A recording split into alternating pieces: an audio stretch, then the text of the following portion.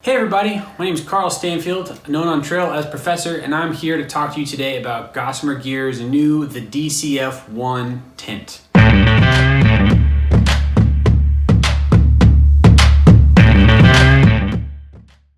This is it. Packs down nice and small. So basically Gossamer Gear took their tried and true, the 1 and the 2 tints, and they made a DCF version out of them. The one here that I've got is down to just over 15 ounces. It's priced at $539. It's a pretty great tint. I've got a lot to say about it.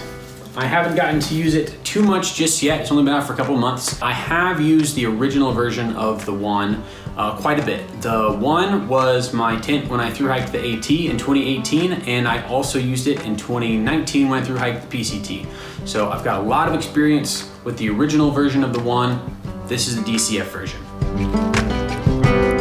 It is a non-freestanding tint. It sets up with 2 trekking poles. It can be set up with 6 stakes. I think it works best with 10 stakes. And Gossamer Gear does include 6 stakes with the tint, which isn't always a given. It comes with 6 of these little guys. I threw in 4 more of my own so that I can stake out all 4 of the corners of the tint body itself to give just a little bit more space on the inside. It also makes the tint just look a little bit nicer on the outside. It makes nice sharp edges. A few features of the tint are that it's got a line that runs across the top of the tint that you can hang stuff up from at night. It doesn't work great at drying stuff out, but it does help to just organize your tint space a little bit and get things out of the way. It also has an interior mesh pocket that's pretty good sized. I can put my phone and a journal and my glasses in there at night, so it's pretty spacious. The lines all have an adjustment point on them, so you don't really have to move the stakes too much. Once they're set, you don't have to worry about retying knots or anything like that. Something that is unique about this tint is that it's a combination of DCF and sil nylon. So the floor of the tint is a 7D sil nylon, and Gossamer Gear actually wrote up a blog post about why they decided to use both of these different materials, all that they had to go through with the 6 iterations of the DCF 1 before they finally landed on this version of it. Now I'm going to talk a little bit about some of the changes they made. There are 3 significant changes that I noticed. The first, and I think the biggest change, is that they updated where the pocket is on the tint. On the older version of the 1, the pocket was on the far wall. So if you just wanted to grab something without actually being in your tint, you had to open up the door and kind of hunch down, reach in the tent. I couldn't get in without putting my knees down on the ground to get what I needed. Also, with it being on that solid wall, if condensation collected, it would flow down the side of the wall and it could pool in that pocket. The change the Gossamer Gear made is they moved that pocket to the inside wall, so now it's against the mesh. Moisture can't really collect on the mesh, so it can't come down, so your stuff is really not in danger of getting wet there anymore, which is great. And also, it's just a lot easier to access. Another change that they made is the zipper on the vestibule.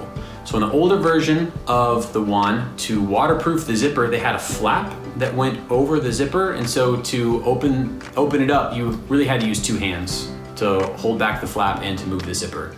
Now they have waterproof treated that zipper on the DCF body, and so it's really easy to zip and unzip this tint just with 1 hand. Whether you're on the inside or the outside of the tint, it's really easy to just reach out, grab it, and move it up and down as you need to. The third change that they made on the little toggles that hold the vestibule back. On the older version, that was on a fixed piece of fabric with both the loop and on the toggle itself. On the newer version, the toggle is on a stretchy piece of fabric.